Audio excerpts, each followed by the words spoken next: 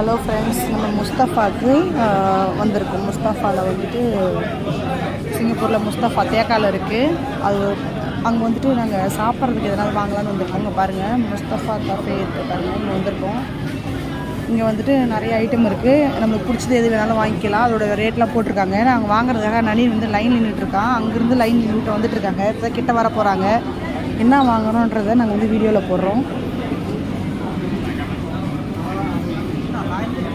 வந்து நின்றுட்டுருக்கோம் லைனில். இப்போ நீங்கள் ஆர்டர் கொடுத்துட்டு கொஞ்சம் நேரம் வெயிட் பண்ணோம்னா அவங்க ரெடி பண்ணி கொடுப்பாங்க.